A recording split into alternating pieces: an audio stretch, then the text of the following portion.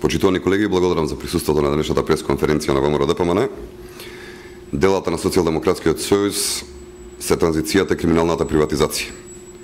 Тие не дебатираат, тие навредуваат, провоцираат, арогантно се однесуваат. Тоа е така затоа што немаат аргументи.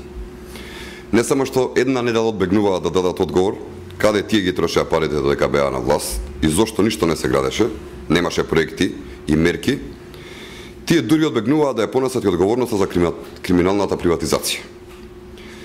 Денеска ќе подсетиме на уште една упропастена фирма од времето на Социјалдемократскиот сојуз, тоа е фирмата Центро. Не излеговме пред некој објект на Центро, бидејќи од некогашниот гигант СДСМ не остави камен на камен.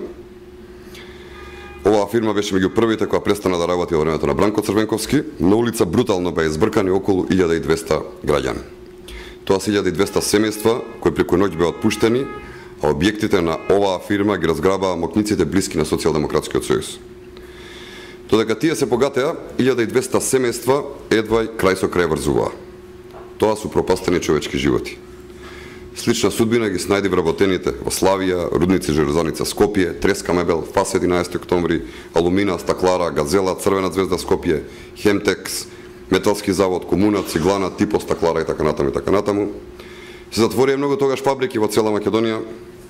Се затвори Чик Куманово, Порцеланка Велес, Рудникот Злетово, Бентома Крива Паланка, Силика Гостивар, Анска река Валандово, Предилницата во Битола, Жито Битола, Злетово батерија, Киров Етах, Микрон Прилеп, Пилинденка, Тајмич Текичево, Македонка Штип, Руен Кочани, Винојо Гевгели, Аутек Сохрид, Етко Тетово и многу други. Почитувани колеги, овие затворени фабрики, илјадници отпуштени работници, она што го правеше Социјалдемократскиот сојуз и Бранко Црвенковски, кога беа на власт.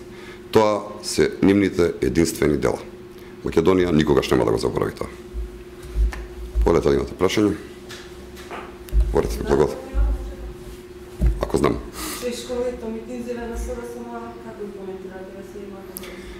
Па имавме пресконференција на таа тема, меѓутоа повеќе од јасно е дека и во најцрните сценарија на Социјалдемократскиот сојуз не очекуваа дека ќе соберат не повеќе од 4000 луѓе на тој митинг, и тоа половината беа од другите градови во близината, организирано донесени со 45 автобуси.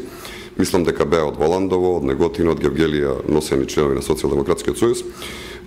Овие денови имам информации добиваме од медиумите од Социјалдемократскиот сојуз дека повторно најавуваат голем митинг во Велес, но на тој начин само се лажат себе си и членството.